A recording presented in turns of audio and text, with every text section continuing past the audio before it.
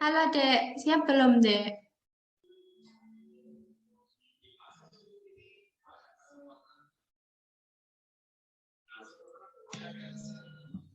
Iya. Siap. Oke, Assalamualaikum warahmatullahi wabarakatuh.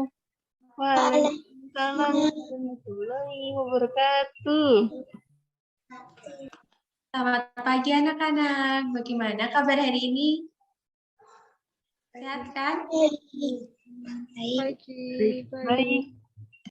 Sehat ya, Alhamdulillah.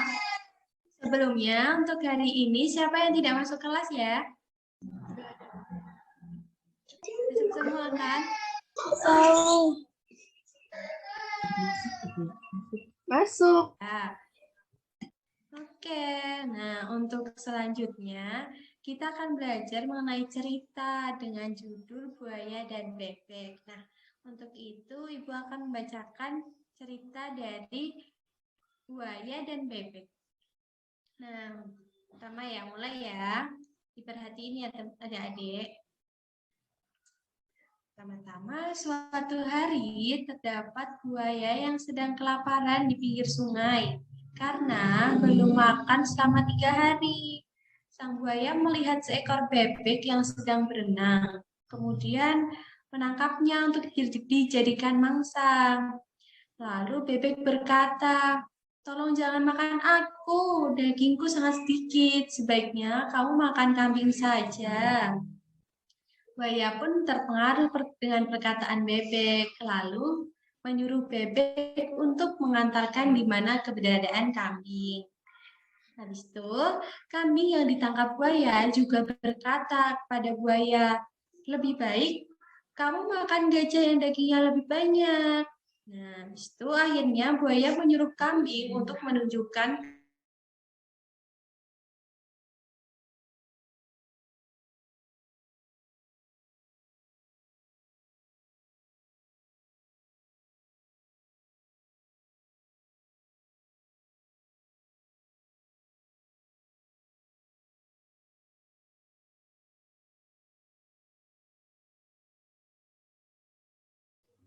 apakah suaranya terakses? Akses. Oke, dilanjutkan. Kambing yang ditangkap buaya tadi juga berkata kepada buaya, "Lebih baik kamu makan gajah saja yang dagingnya lebih banyak." Nah, akhirnya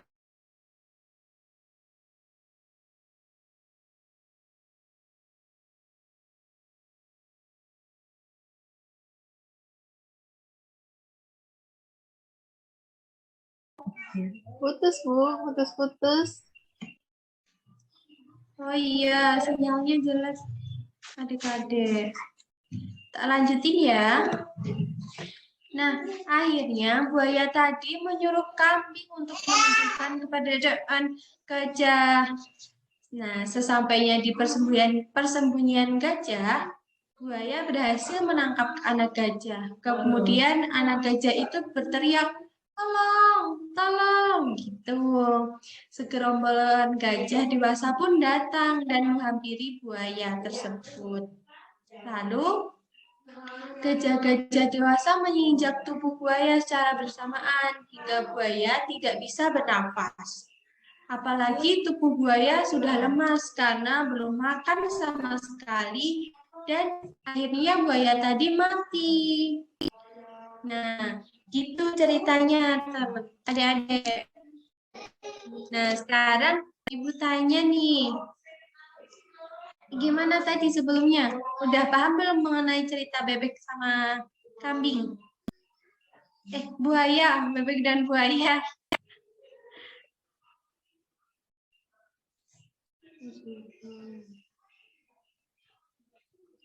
Paham nggak?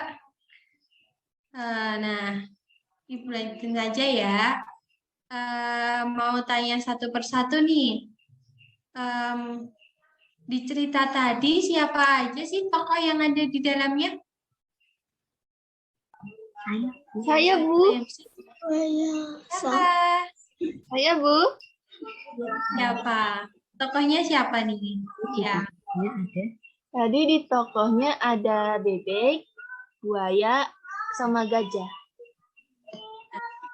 Nah, sesuai judulnya juga ya. Tadi ada buaya, ada bebek, buaya, kambing, gajah gitu.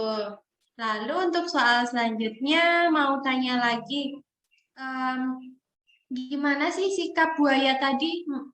Buaya tadi tuh kayak em, rakus apa pengen maem terus tapi nggak dapet gitu. Gimana? Menurut anak-anak gimana nih sifat si buaya tadi? Siapa nih yang bisa jawab? Ayo.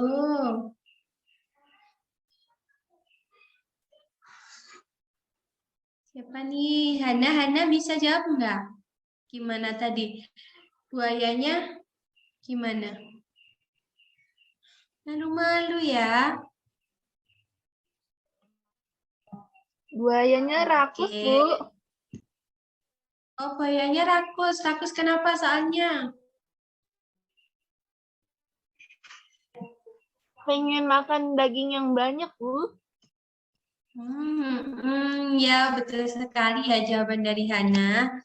Ya tadi buayanya masuknya ke sikapnya rakus, soalnya pengen makan yang dengan jumlah porsi yang terus bertambah-tambah-tambah, tapi pada akhirnya tidak dapat dan akhirnya malah mati. Nah,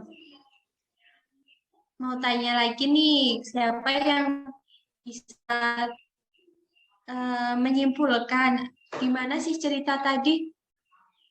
Kayak pesan moral yang didapat dari cerita buaya dan bebek tadi gimana?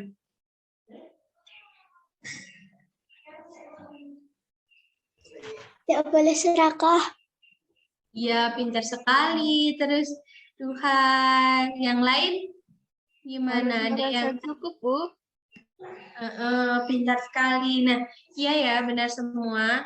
Jawabannya, em, kalau dari kita lihat dari buayanya, pasti buaya tidak memiliki sifat em, tidak merasa cukup apa yang ia punya. Jadi, ia kurang mensyukuri apa yang ia dapatkan. Seharusnya atau sebaiknya apapun yang kita dapat, kita syukuri walaupun itu sedikit atau banyak. Kalaupun banyak, kita harus berbagi ke teman lainnya. Seperti itu ya. Nah,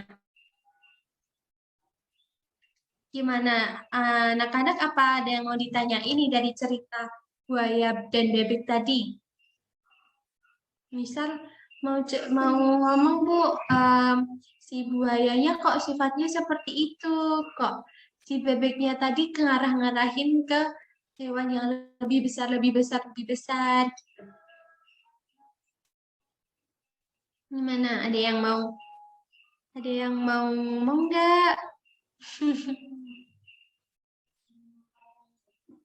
Gimana? Biar tidak serakah, gimana Oh, ya caranya? baik. Ya baik Tuhan. Biar tidak serakah, itu mungkin secuil gimana ya? Biar tidak serakah, pastinya kita harus mensyukuri apa yang kita punya. Lalu dengan apa yang kita punya, em, bisa jadi ini ya, kayak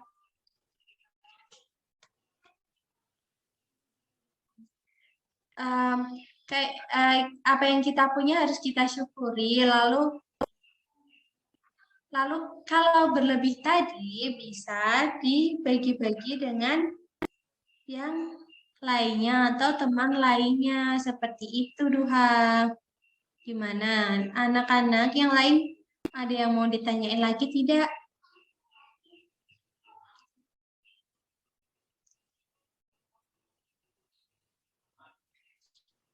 Renata mau tanya apa-apa gitu tidak? Atau Hana?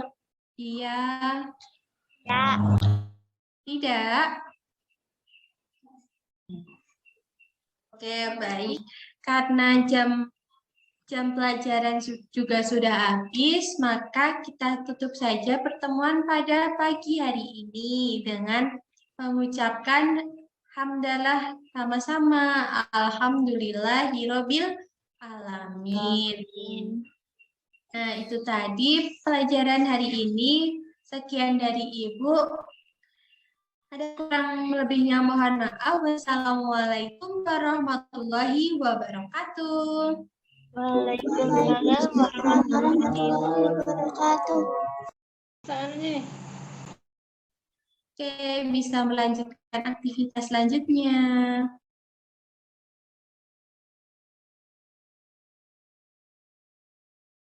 Ini terakhir. Yuk, Assalamualaikum warahmatullahi wabarakatuh. Selamat pagi anak-anak. Waalaikumsalam. Selamat pagi. Waalaikumsalam. Selamat pagi. Gimana nih kabar hari ini kalian? Baik. Baik. Alhamdulillah. Di sini kira-kira yang tidak hadir siapa ya?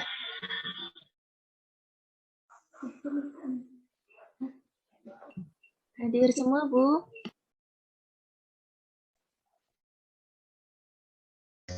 Nah, untuk pertemuan kali ini, Ibu akan memberikan materi, yaitu berupa gambar.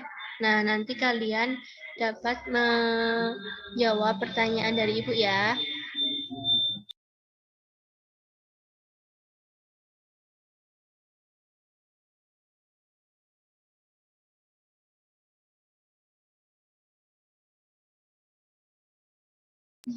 Kira-kira kalian tahu nggak nih, siapa aja tokoh emansipasi wanita?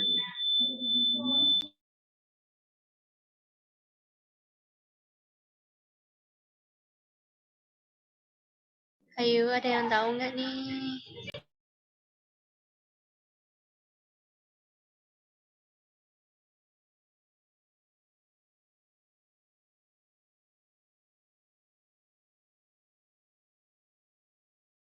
Oke, sebaiknya ini Ibu akan share screen gambarnya ya.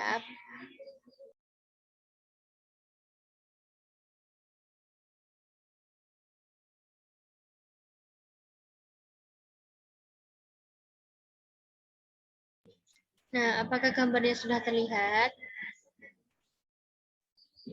Sudah. Sudah, Bu. Baik. Ada yang tahu nggak nih, ini tokohnya siapa? Ibu Kartini.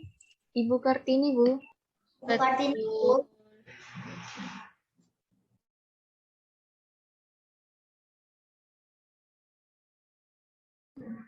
Menurut kalian, apa nih yang kalian tahu dari tokoh R.A. Kartini?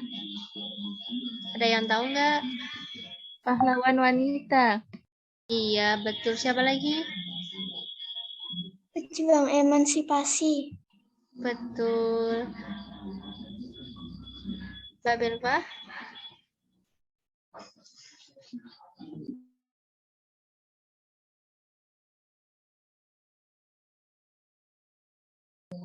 Ada yang tahu nggak nih?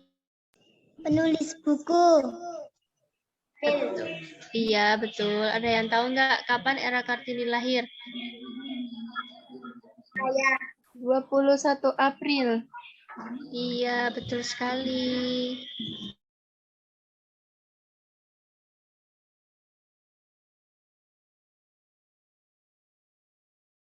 20 apa 21 nih? 21. 21.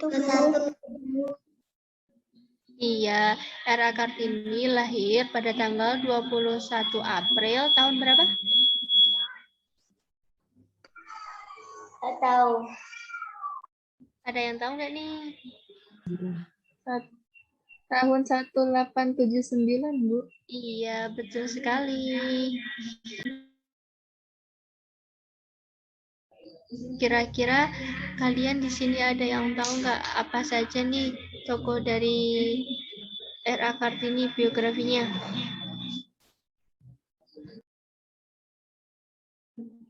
Penulis buku. Ya, apalagi?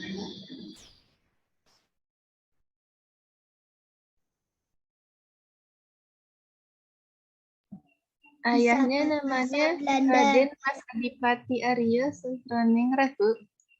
Ayahnya di Jepara. Iya, pintar-pintar. Jadi, Ibu akan menjelaskan ya, apa saja nih biografi dari R.A. Kartini. Nah, R.A. Kartini lahir pada tanggal 21 April 1879 dan lahir di Jepara, Jawa Tengah.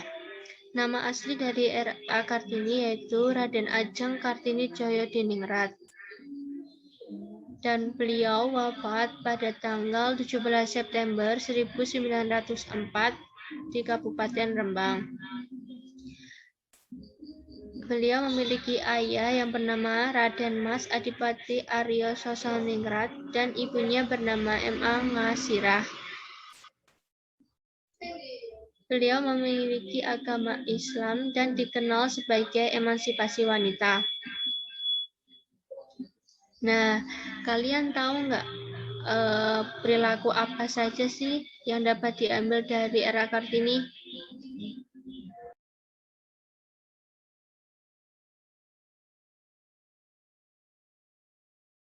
Peduli.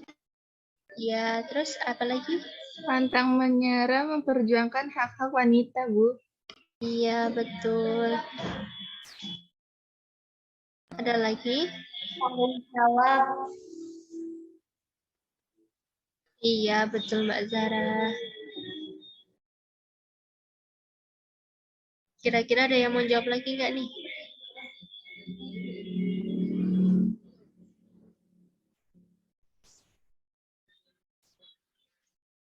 Semangat.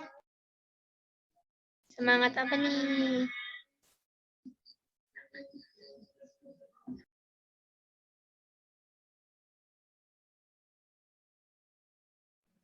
Iya, betul ya. Perilaku yang dapat diteladani dari R.A. Kartini yaitu pertama, semangat. Kedua, cerdas dan berwawasan luas. Ketiga, memiliki tekad yang bulat dan pantang menyerah. Keempat, patuh dan menghormati orang tua. Kelima, berani dan optimis. Keenam, sederhana dan rendah hati. Dan ketujuh, berjiwa sosial dan penuh kasih sayang. Nah, Ibu pengen tahu nih pemahaman kalian tentang apa saja yang udah dipelajari tadi. Nah, Ibu akan memberikan pertanyaan. Nanti kalian menjawab ya.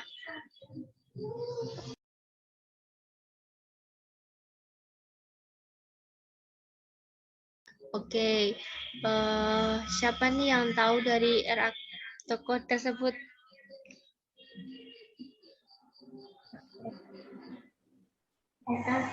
R.A. Kartini. Ya.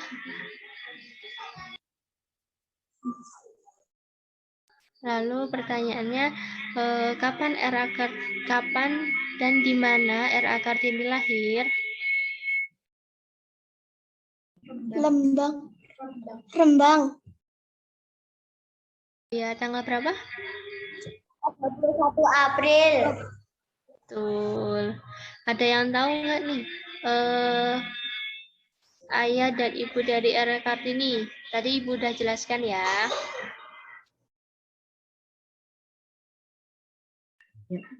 Ayahnya Raden Mas Adipati Aryo Sosroningrat, Bu. Ibunya Ngasirah. Iya, betul. Ada yang mau jawab?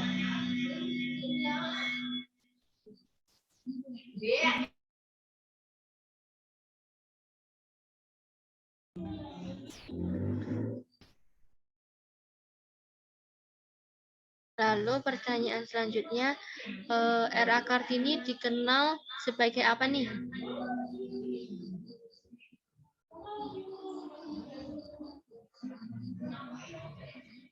Ayo, ada yang tahu nggak?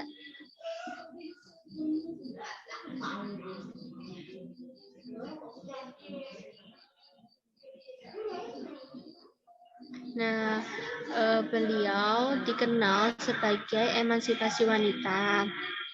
Lalu pertanyaan selanjutnya, sebutkan perilaku yang dapat diteladani dari era Kartini.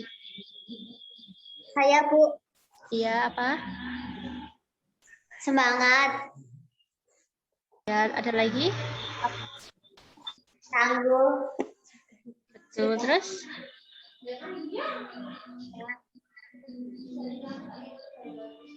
Cerdas. Iya. Wawasan luas. Iya, betul. Yang lain ada yang menjawab?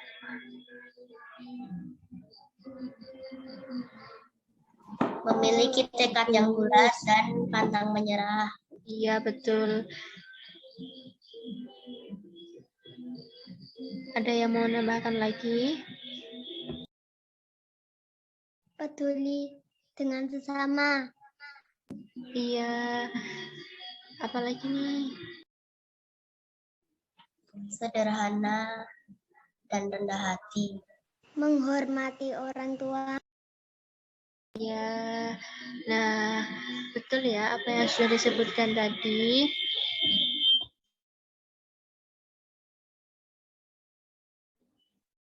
Nah, karena waktunya sudah hampir habis dan kalian sudah cukup memahami dari pelajaran yang Ibu jelaskan tadi, maka pertemuan kali ini Ibu akhiri ya. Wassalamualaikum warahmatullahi wabarakatuh. Waalaikumsalam warahmatullahi wabarakatuh. Sama-sama.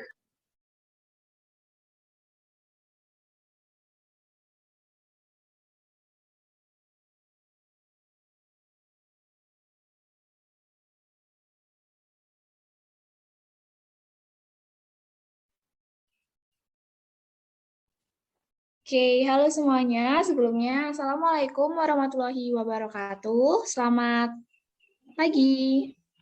Waalaikumsalam. Oke, anak-anak, adik-adik semua gimana nih kabarnya? Udah sekolah online, udah sekolah tatap muka belum nih? Udah, Bu. Alhamdulillah baik.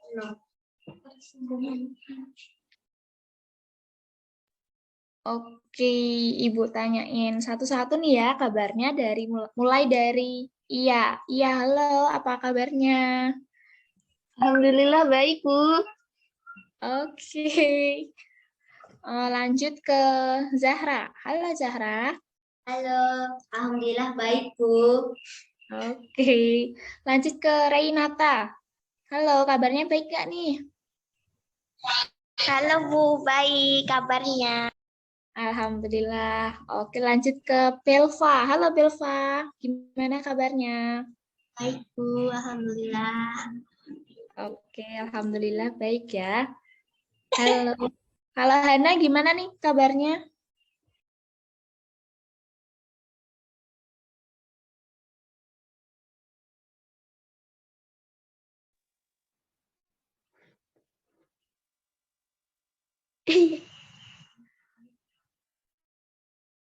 Oke, baik ya. Terus ada Kinan. Halo Kinan.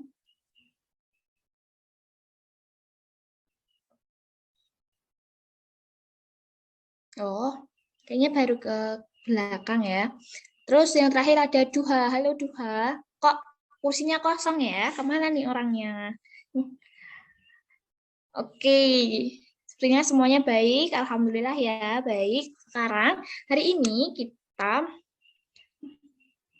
di sini Ibu mau nampilin sebuah video inspiratif. Nah, nanti anak-anak diperhatikan ya videonya. Terus nanti disimak betul nih. Apa sih yang bisa kita petik dari video itu? Apa sih pelajarannya yang bisa kita petik dari video itu ya? Oke, izin share screen dulu ya, adik-adik semua.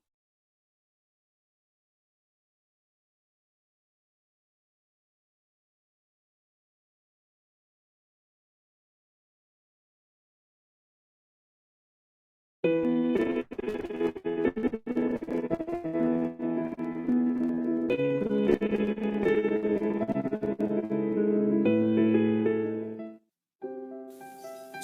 ketika di depan sebuah rumah terdapat sebuah tong sampah yang terbuka. Gerombolan lalat nampak terbang berpesta di atas tong sampah tersebut. Ada seekor lalat yang melihat pintu rumah terbuka lebar. Si lalat itu langsung menuju sebuah meja makan yang penuh dengan makanan lezat.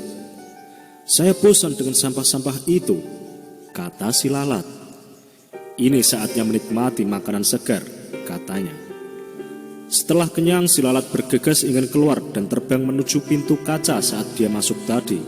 Namun, ternyata pintu kaca itu telah tertutup rapat. Si lalat hinggap sesaat di pintu kaca itu, memandangi kawan-kawannya yang melambaikan tangannya, seolah meminta agar dia bergabung kembali dengan mereka. Si lalat pun terbang di sekitar kaca, sesekali melompat dan menerjang kaca itu.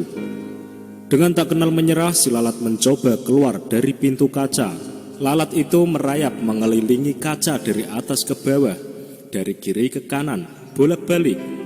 Demikian terus dan terus berulang-ulang, hingga akhirnya nampak lalat itu terkulai lemas terkapar di lantai. Tak jauh dari tempat itu nampak serombongan semut merah yang sedang mencari makan. Dan ketika menjumpai lalat yang tak berdaya itu, serentak mereka mengerumuni dan beramai-ramai, menggigit tubuh lalat itu hingga mati. Kawanan semut itu pun mengangkat bangkai lalat yang malang itu menuju sarang mereka. Dalam perjalanan, seekor semut kecil bertanya kepada rekannya yang lebih tua, "Ada apa dengan lalat ini, Pak? Mengapa dia sekarat?" Semut yang lebih tua menjawab, "Oh, itu sering terjadi. Ada saja lalat yang mati sia-sia seperti ini. Sebenarnya mereka ini telah berusaha. Dia sungguh-sungguh telah berjuang keras berusaha keluar dari pintu kaca. Namun ketika tak menemukan jalan keluar, dia frustasi dan kelelahan hingga akhirnya jatuh sekarat dan menjadi menumpahkan malam kita." Semut kecil itu manggut-manggut, namun masih penasaran dan bertanya lagi, "Aku masih tidak mengerti. Bukannya lalat itu sudah berusaha keras? Kenapa tidak berhasil?" Masih sambil berjalan dan memanggul bangkai lalat, semut tua itu menjawab, "Lalat itu adalah seorang yang tak kenal menyerah dan telah mencoba berulang kali. Hanya saja dia melakukannya dengan cara-cara yang sama." Semut tua itu memerintahkan rekan-rekannya untuk berhenti sejenak, seraya melanjutkan perkataannya, namun kali ini dengan mimik dan nada yang lebih serius. "Hai anak muda, ingatlah jika kamu melakukan sesuatu dengan cara yang sama, tetapi mengharap hasil yang berbeda, maka nasib kamu akan seperti lalat ini. Para pemenang tidak akan melakukan hal-hal yang berbeda, tetapi mereka hanya melakukannya dengan cara yang berbeda. Lihatlah anak muda, di atas pintu kaca itu terdapat lubang ventilasi udara. Jika lalat itu konsentrasi dan membuka pikirannya, maka ia akan berhasil keluar." Dari cerita tersebut, kita dapat melakukan evaluasi pada diri sendiri. Apa yang menyebabkan kegagalan atau faktor hidup Anda berjalan di tempat atau tanpa kemajuan? Kenalilah sumber-sumbernya. Semakin Anda mampu merinci faktor kegagalan, maka semakin tajam Anda mencari solusinya, yang pastinya dengan cara yang berbeda. Pada waktu John F. Kennedy kalah dalam suatu pemilihan untuk merebutkan kursi calon wakil presiden Amerika pada tahun 1956. Dalam kegagalan tersebut, dia tidak putus asa dan tidak berhenti, tetapi sebaliknya ia berkata, "Sekarang kita sudah mengetahui kesalahan-kesalahan yang kita perbuat dan mengetahui apa yang harus kita perbuat untuk menang pada pemilihan yang akan datang. Kita akan melaksanakan pekerjaan yang besar itu lagi." Dan akhirnya pada pemilihan tahun 1960, Kennedy memenangkan. Bukan lagi wakil presiden yang ia menangkan, melainkan ia memenangkan sebagai presiden termuda Amerika Serikat. Nah sobat, semoga kisah dari lalat dan semut tadi dapat menginspirasi sobat semua. Ikuti terus video dari Celah Terang, inspirasi dahsyat.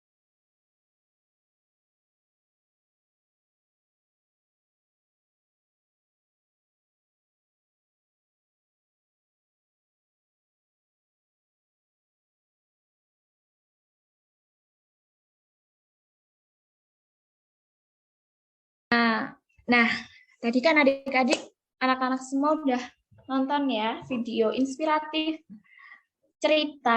video inspiratif tentang lalat dan semut. Nah, tadi kan lalat berterbangan mau keluar dari suatu ruangan itu lewat dari pintu kaca, tapi udah ke sana kemari, itu nggak nemu jalan keluar, dan selalu saja di kanan kiri belok maju mundur, cuma kayak setrikaan aja ya, jadi maju mundur kayak gitu, tapi nggak nemu nih jalan keluarnya nggak nemu. Nah, terus akhirnya dia tertabrak kacanya dan terkapar mati. Nah, lalu ada segerombolan semut membawa bangkai lalat ke sarang mereka. Beramai-ramai, gotong royong mengangkat bangkai lalat. Satu dua, sampailah ketemu si sang Raja Semut. Nah, Raja Semut ini menjumpai segerombolan semut dan bertanya, apa yang kalian bawa? Segerombolan semut menjawab, kami membawa bangkai lalat. Nah, tapi anehnya, kenapa sih lalat ini sudah berusaha maksimal, tapi masih saja tidak berhasil, dan akhirnya berujung mati, dan menjadi bangkai dan menjadi makanan para semut. Lalu si Raja Semut menjawab,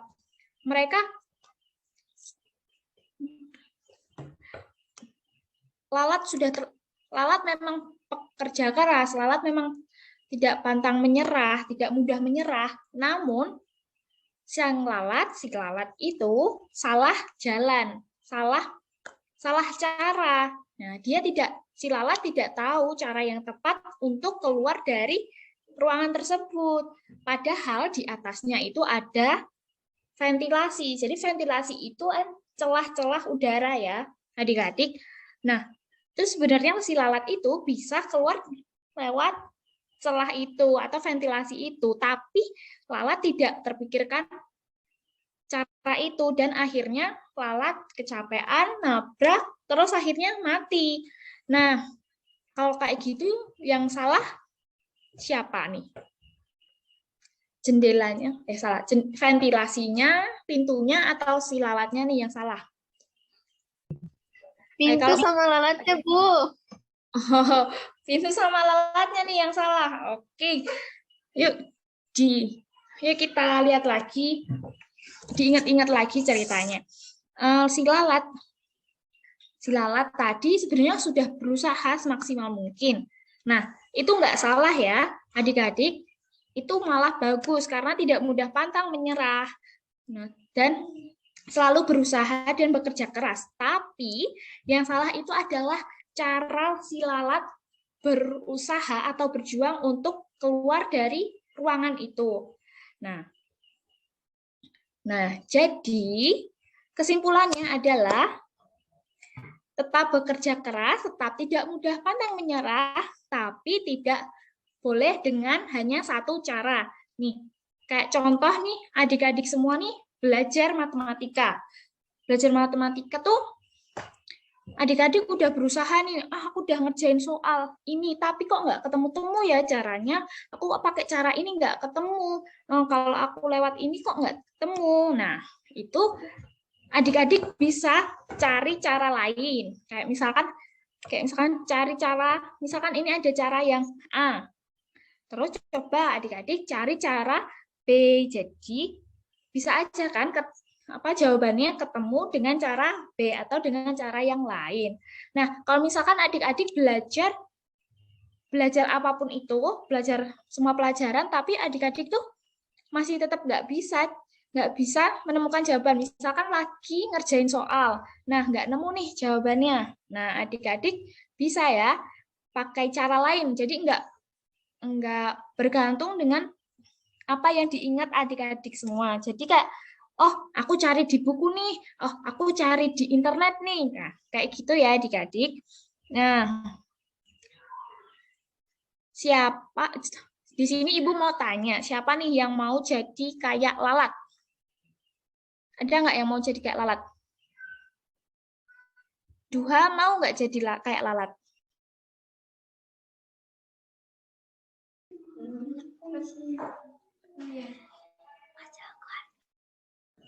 Enggak. Oke, Duha nggak mau ya jadi kayak lalat. Nah, kalau Rainata mau nggak nih jadi kayak lalat? Tidak mau. Nggak mau. Oke, kenapa sih kok Rainata nggak mau jadi kayak lalat?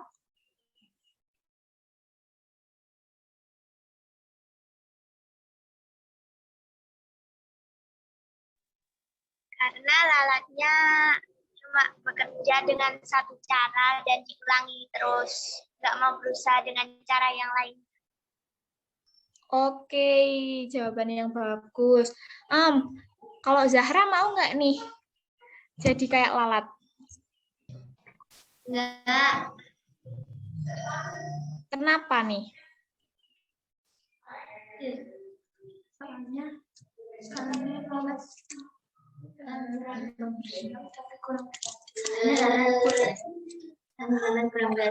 Soalnya lalat kurang kreatif. Ya, benar. Benar itu juga. Tapi yang adik-adik harus tahu sebenarnya kita bisa loh mencontoh jadi kayak seperti lalat. Nah, yang perlu dicontoh tuh apa sih? Yang perlu dicontoh dari lalat itu tadi, cerita lalat itu tadi yaitu tidak pantang menyerah. Nah, yang nggak boleh dicontoh itu adalah mencari jalan keluar hanya dengan satu cara. Seperti itu ya. Oke, mungkin dari adik-adik, ada nggak nih yang mau ditanyain tentang cerita inspiratif tadi, cerita antara semut dan lalat? Ada nggak yang mau ditanyain?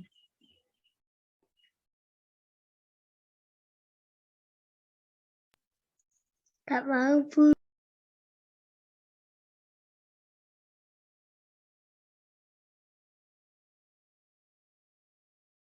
Oke, dari Duha nggak ada ya. Mungkin dari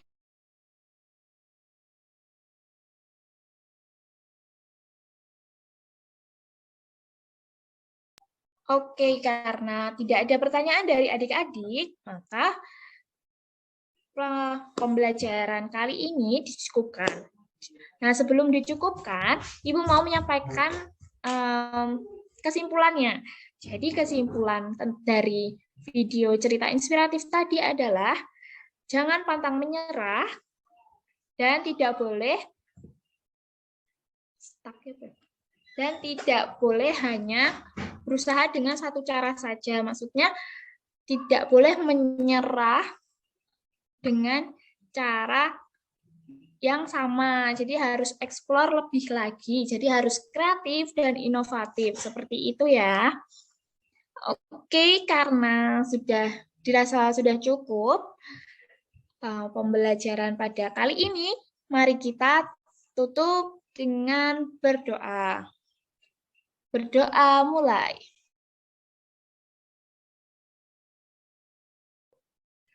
Oke, selesai. Nah, terima kasih untuk adik-adik atas partisipasi pada pembelajaran kali ini sama Ibu. Sampai bertemu di kesempatan berikutnya. Terima kasih. Wassalamualaikum warahmatullahi wabarakatuh. Waalaikumsalam warahmatullahi wabarakatuh. Terima kasih Bu Guru.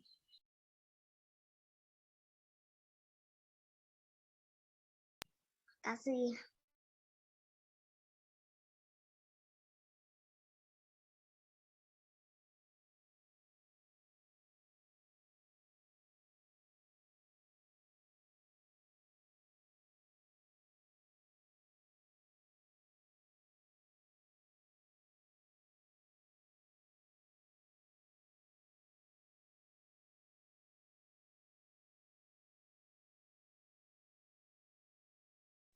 Oke, Assalamualaikum warahmatullahi wabarakatuh.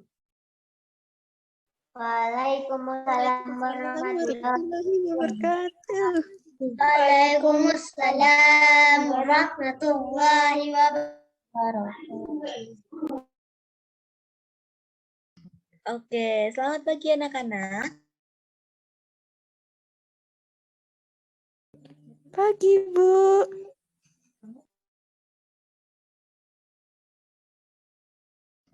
Bagaimana kabarnya hari ini? Alhamdulillah baik.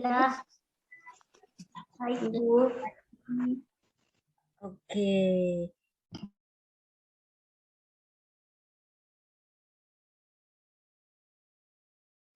Oke, tadi sebelum pelajaran Ibu ada pelajaran apa nih?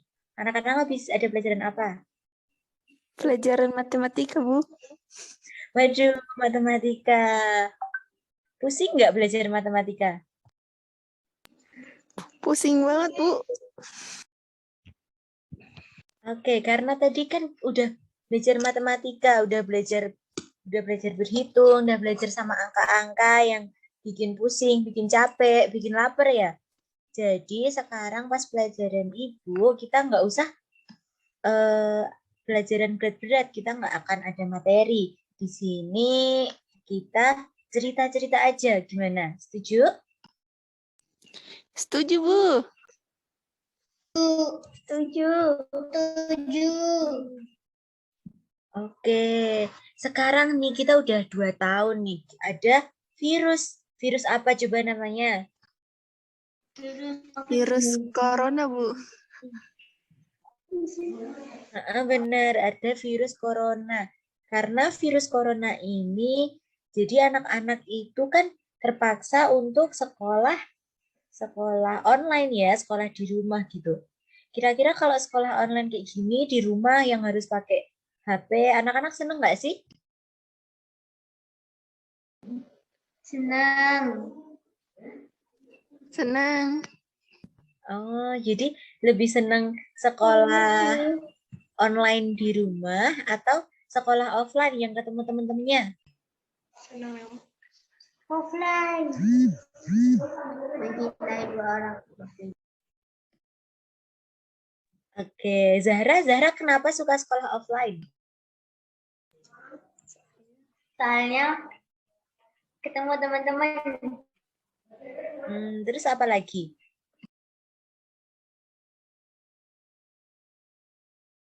Lebih paham materi. Oh iya benar banget nih. Coba kalau iya senengnya sekolah offline apa sekolah online?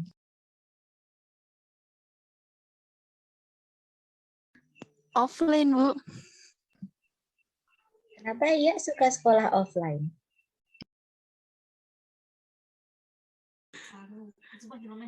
Dapat duit, Bu. Oke, jadi kalau sekolah offline dapat uang gitu buat jajan gitu ya? Iya, Bu. Coba kalau Belva nih. Belva senangnya sekolah online apa sekolah offline? Offline. Kenapa kok suka sekolah offline? Banyak teman. Terus apa lagi? Paham materi. Oh gitu. Berarti rata-rata dari anak-anak itu lebih suka sekolah offline gitu ya? Karena ketemu temennya, jadi dapat uang, terus materi yang diajarkan lebih masuk gitu ya? Betul, Bu.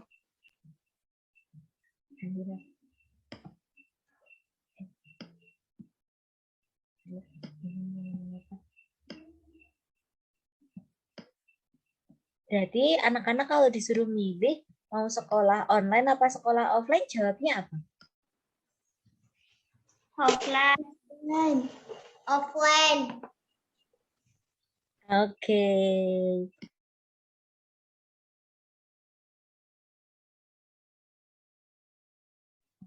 Tapi karena sampai saat ini juga virus corona ini kan belum hilang ya. Jadi karena belum hilang masih dicampur gimana belajarnya, ada yang online, ada yang offline. Dari anak-anak juga kan udah berapa kali dalam seminggu berangkat sekolah kan. Misalnya Senin berangkat, Selasanya libur, belajar di rumah. Kayak gitu kan. Itu karena virus coronanya belum hilang 100%. Jadi masih digabung antara belajar di rumah sama belajar di sekolah. Sekalipun belajar di sekolah kan anak-anak juga dibagi ya sesinya. Ada yang sesi 1 berangkat pagi, ada yang sesi 2 berangkatnya siang. Terus sekalipun nih anak-anak udah sekolah offline, masuk sekolah di kelas, kira-kira protokol kesehatannya harus tetap dijalanin nggak?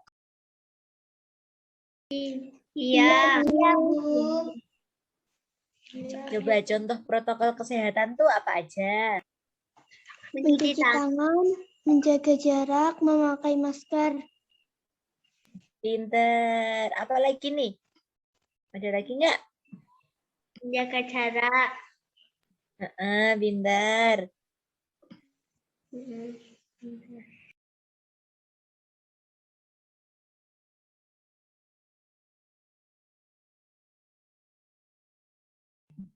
Benar, semua yang disebutin anak-anak tadi itu semuanya benar, nggak ada yang salah.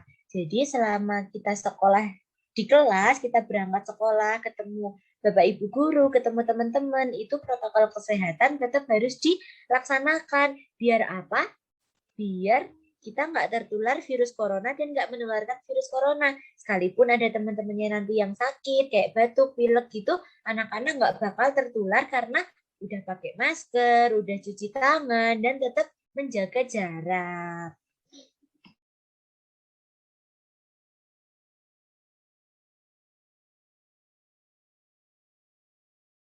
Oke, kira-kira nih anak-anak kalau misal sekolahnya online di rumah, itu nilainya naik apa turun malahan?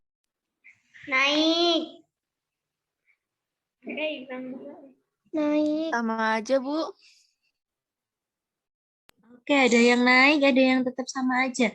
Kira-kira nih, kalau naik, gimana kok bisa nilainya naik? Apakah di rumah belajarnya makin banyak waktu untuk belajar? Atau kalau di rumah tugasnya dibantuin sama orang tua? Kenapa nih? Tadi yang kalau belajarnya online makin naik nilainya. Kalau di sama orang tua. Oh, Zahra gitu. Jadi kalau ada tugas dibantuin. Ya. Dikoreksi, dikerjain dulu. Oh, iya, benar-benar. Benar nih Zahra, karena kalau di rumah itu yang ngajarin, yang mendampingi anak-anak belajar itu kan orang tua ya. Jadi nggak apa-apa kalau misal ada tugas dibantuin orang tua, asal anak-anak juga ikut mengerjakan. Jadi nggak sepenuhnya yang ngerjain orang tua. Nggak nanti mamahnya ngerjain PR-nya anak-anak, tapi anak-anaknya malah mainan HP, nonton YouTube. Ada nggak yang kayak gitu?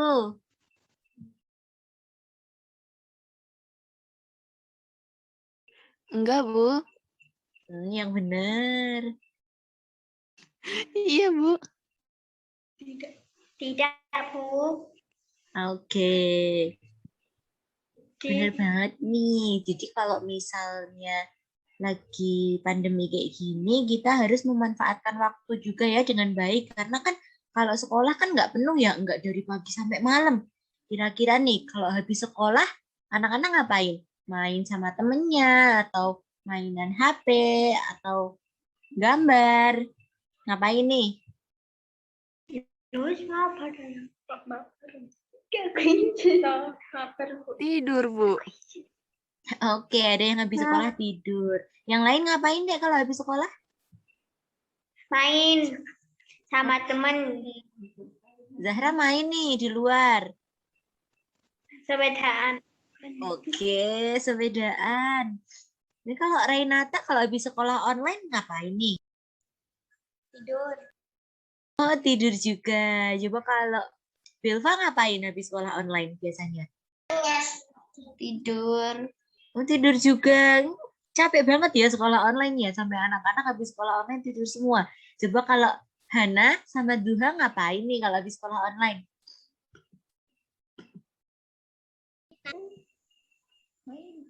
Main. Oke, makan terus main. Berarti habis makan udah kenyang terus main ya? Bener banget. Oke, jadi bener banget nih jawabannya anak-anak tadi ya. Kalau misal habis sekolah online, udah capek sekolah, belajar selama jam pelajaran, itu harus memanfaatkan waktu dengan baik. Kayak contohnya tadi ada yang tidur, itu memanfaatkan waktu dengan istirahat. Kayak makan juga tadi, itu biar kita nggak kelaparan, nggak main. Biar nggak stres kalau di rumah terus kan. Benar, terus bisa juga kalau misalnya anak-anak ada waktu senggang, itu melakukan hobi. Jadi hobi itu adalah sesuatu yang anak-anak suka. Kayak misal ada menggambar, hobi mewarnai, hobinya memasak, kayak gitu. Mungkin anak-anak bisa melakukan hobi tersebut kalau misal setelah selesai mata pelajaran, kayak gitu. Mungkin dari anak-anak ada yang mau di-sharing lagi terkait dilaksanakannya sekolah online dan sekolah offline? Enggak, Bu. Yang lainnya? Oh, tidak. Oke, berarti kalau misalnya nggak ada pelajaran bimbingan ini cukup sampai di sini dulu ya. Anak-anak udah lapar nih, kayaknya pengen istirahat, pengen tiduran sebentar. Pengen main. Oke, nih udah pengen main, nggak apa. Berarti cukup sekian pelajaran sama Ibu hari ini. Semoga anak-anak tetap bisa bahagia setiap hari. Jangan lupa untuk selalu tersenyum. Sekian pelajaran dari Ibu, kurang lebihnya mohon maaf. Terima kasih. Wassalamualaikum warahmatullahi wabarakatuh. Waalaikumsalam. Waalaikumsalam warahmatullahi wabarakatuh. Terima kasih, Bu. Oke, sama-sama sayang.